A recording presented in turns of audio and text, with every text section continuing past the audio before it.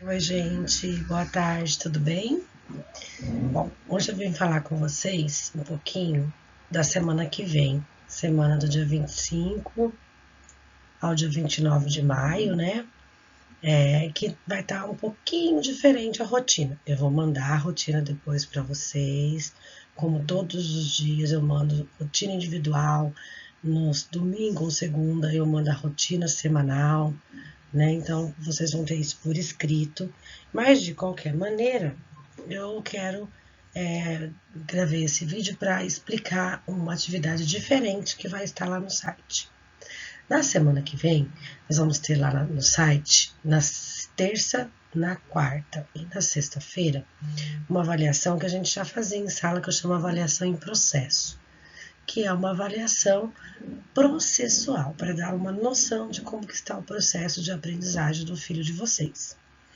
Né? Então, e essa avaliação é usada para a gente, para nós professores, sabermos aonde a gente precisa ir mais a fundo, trazer mais atividades, buscar mais estratégias e aonde que eles conseguiram avançar bem sem grandes dificuldades, tá bom? Essa aqui é a carinha da avaliação em processo. Ela é impressa, né?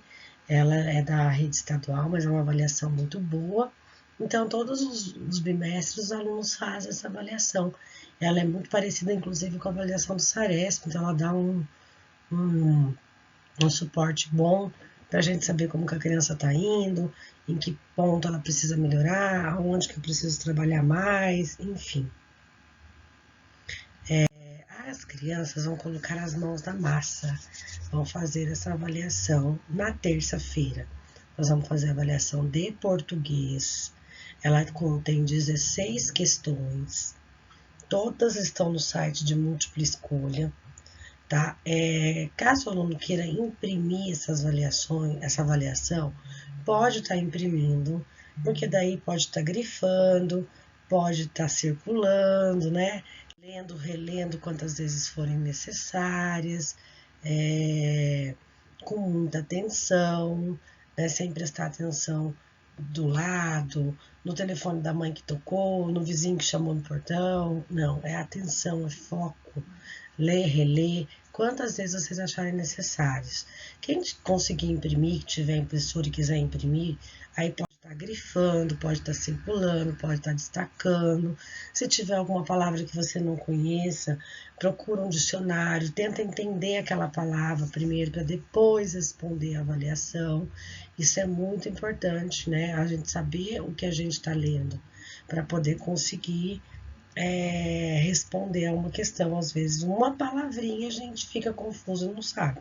Então, procure no seu dicionário, tente entender primeiro, lê o texto, não entendeu? Relê novamente, procure entender. É importante lembrar que a avaliação em processo, e qualquer avaliação realizada pelos quintos anos, elas são feitas de forma autônoma, né?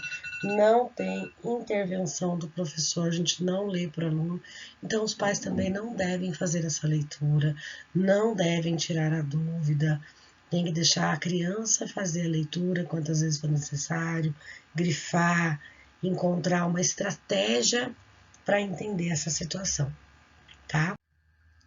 Como que vai funcionar? Na terça-feira, que é um dia que vocês já faziam avaliação de português e matemática, 10 questões de português, 10 de matemática lá no site, vocês vão ter a primeira avaliação, que é a avaliação de português. A primeira. Ela tem 16 questões. E como eu quero que vocês façam com atenção, releiam, com cuidado, então só vai ter a avaliação de português na terça-feira. Não vai ter outra de matemática de 10 questões, porque na verdade, se vocês pensarem, só a avaliação de português ela tem quase, né, as 20 questões que vocês realizariam na terça, sendo 10 de português, 10 de matemática. Só de português tem 16, então eu vou deixar só as 16 questões de português para vocês lerem, relerem, fazerem com total cuidado, pensar, refletir sobre a avaliação antes de responder, tá bom? Aí, na quarta-feira, vocês vão ter a avaliação da carta de leitor, que é a parte escrita dessa avaliação, né? Carta opinativa de leitor. Então, não precisa copiar no caderno. Vocês vão ler a reportagem quantas vezes forem necessário. Pode anotar alguma informação que achar importante. Se você tiver impresso, pode circular, grifar alguma informação relevante. E depois que você se sentir informado sobre o que aquela reportagem está trazendo, tendo noção, né, podendo opinar sobre ela, porque você entendeu bem a reportagem, você vai transcrever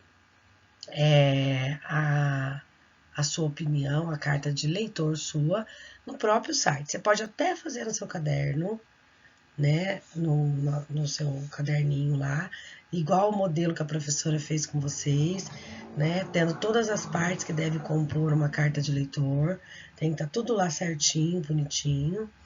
E aí você, depois que transcrever, relê a sua carta que está ali no seu caderninho e digita lá no adicionar tarefa no texto online, tá bom?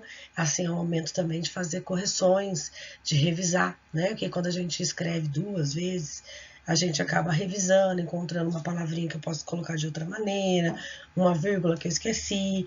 É sempre muito importante quando a gente fala de produção escrita, de reler o que escreveu, de fazer as devidas correções, tá, gente? Para que fique bem claro para quem vai receber essa carta. Lembrando que é carta de leitor. Tem uma videoaula lá no site sobre carta de leitor, que mostra certinho a estrutura da carta de leitor, como que deve ser escrito, o que deve compor uma carta de leitor. Não é só escrever a sua opinião, né? Você tem que se apresentar, você tem que cumprimentar para quem você está escrevendo, você tem que citar a matéria, falar da sua opinião. Tem todo um processo que foi ensinado na videoaula para que fique realmente uma carta de leitor bem estruturada, tá bom? Então façam com calma, com atenção. Se precisar, já reveja a videoaula para fazer uma boa carta de leitor, que eu sei que vocês são extremamente capazes. E por último, na sexta-feira, que também é dia de questionário, aí eu vou colocar só o questionário de matemática. No dia 29, sexta-feira, não vai ter questionário de português, só de matemática, porque também a prova contém 16 questões, então como eu quero que vocês releiam, que vocês separem as informações, que vocês circulem, que vocês façam os cálculos, tirem prova real. Então, para que vocês façam com todo o cuidado que precisa, a gente só vai deixar a prova de matemática, as 16 questões, para que vocês façam essa avaliação com o maior cuidado possível, colocando aí em jogo tudo que vocês aprenderam nesses últimos dias, né? Na verdade, só o aprendizado de vocês de todos os outros anos e mais o que vocês têm aprendido nesses últimos dias, né? Que apesar da pandemia, a gente tem estado junto, tem tentado fazer o melhor aí para que não se perca o aprendizado, né? Então eu conto com vocês para fazer com muita calma, muita atenção. Confio que vocês podem e vão fazer o melhor de vocês. Então tenha foco, né? Fiquem focados, entrem naquele momento de fazer prova e esqueça as demais coisas que estão ao lado. Confie em vocês, na capacidade de vocês, e aí o brilho vem com tudo, né? Vai brilhar como vocês já brilham naturalmente, tá bom?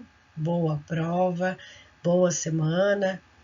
Beijo, estou morrendo de saudade. Que tudo acabe logo e a gente seja junto o mais breve possível.